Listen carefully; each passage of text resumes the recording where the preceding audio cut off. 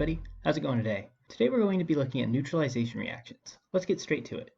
In today's video, we'll start by looking at what neutralization reactions are and how they occur. After that, we'll look at calculating how much acid is required to neutralize a given amount of base and vice versa. A neutralization reaction is a reaction in which the pH of a solution is made more neutral. This works primarily due to the complementary nature of acids and bases. That basically means that dissociated acids release positively charged hydrogen ions, and dissociated bases release negatively charged hydroxide ions. These two ions can combine to form water. The other parts of the acid and base usually combine to form a salt. We'll look at this in more detail in a second, but it is important to note that strength, and more specifically the number of ions released by an acid or base, must be taken into account. We'll get into examples of where this matters in a bit. For now, let's look at the classic example of combining hydrochloric acid and sodium hydroxide. In this case, we'll combine 2 moles of each. 2 moles of HCl dissociated in water will result in the formation of 2 moles of hydrogen ions and 2 moles of chlorine ions.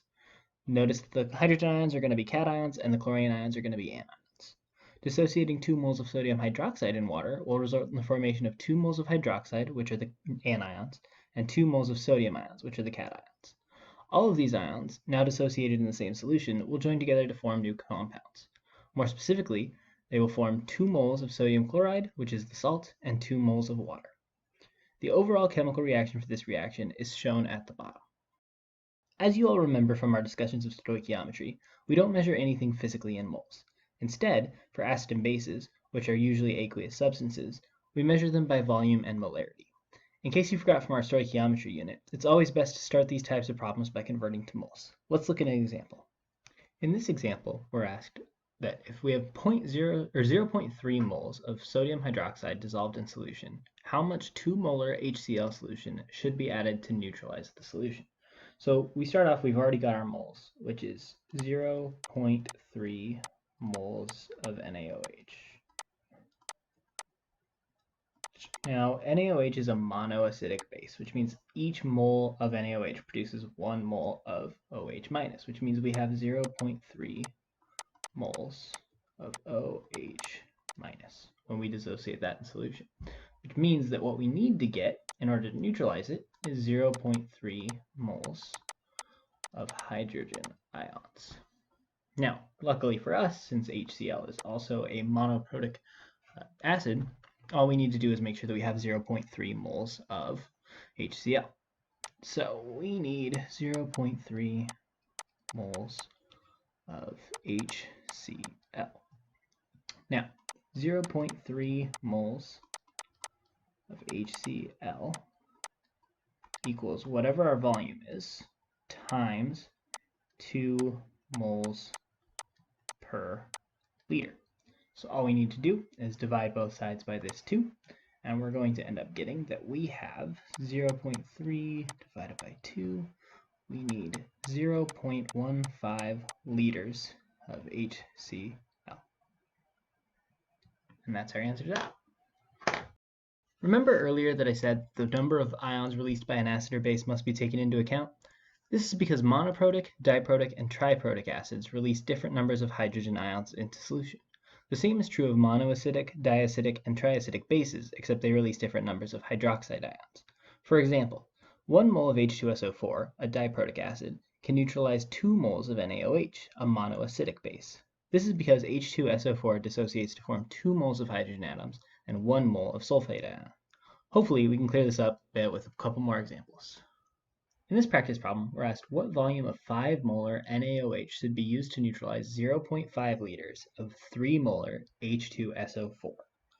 There's a lot of different things or variables that we're going to have to use, so let's go ahead and get started with it. First of all, H2SO4 is a diprotic acid, which means there's going to be 2 moles of hydrogen ions per 1 mole of H2SO4. Now, we have 0.5 liters of H2SO4, and we need to get that eventually into moles. Whoops, I should probably leave some space here, but that's fine. Moles H2SO4. In order to do that, we have to use this molarity, which is 3. So we know that we have 3 moles per 1 liter. This is going to mean that we have 1.5 moles of H2 H2SO4. Now, 1.5 moles of H2SO4 times 2 moles of our H plus over 1 mole H2SO4 gives us 3 moles of hydrogen ions. That means that we need 3 moles of our OH minus. Now, in order to get 3 moles of OH minus, we want 3 moles OH minus equals, because this is a monoacidic base, we can just go 1-to-1 ratio. And we know that we have 5 molar. So it's our volume times 5 moles per 1 liter. All we have to do is divide both sides by this 5 over 1, and we're going to end up with our volume equaling 0.6 liters.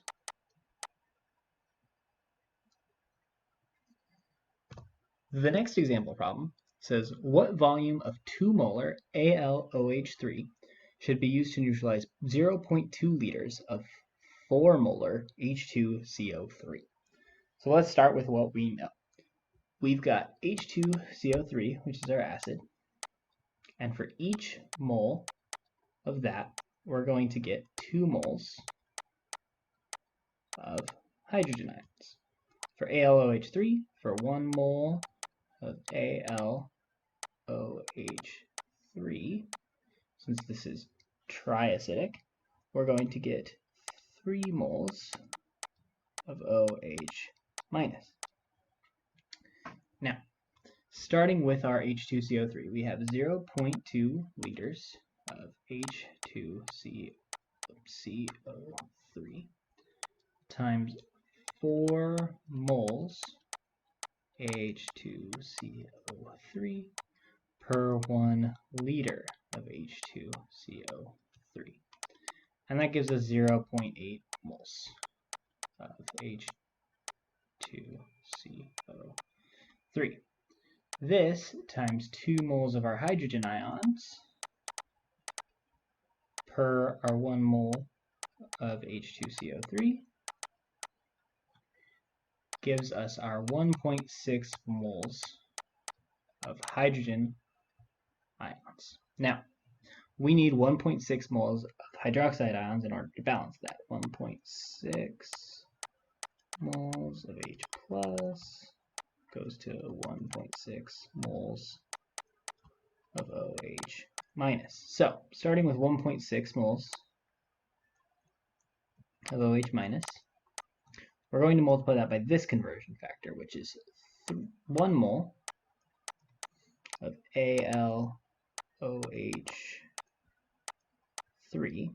per 3 moles of OH minus, and that's going to give us about 0.53 moles of AlOH3.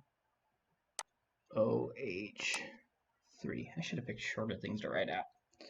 All right, and then we know that this is 2 molar, so it's per 1 liter of AlOH3. We know that we're going to have 2 moles of AlOH3, and that is going to give us about 0.26 liters of AlOH3.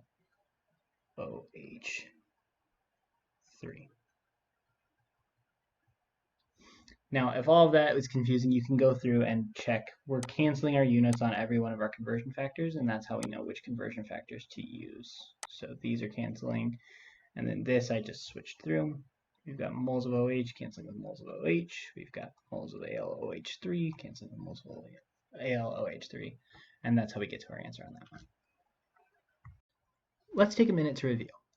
Acids and bases have a complementary nature, largely due to their resulting ions, hydrogen ions and hydroxide ions, combining together to form water.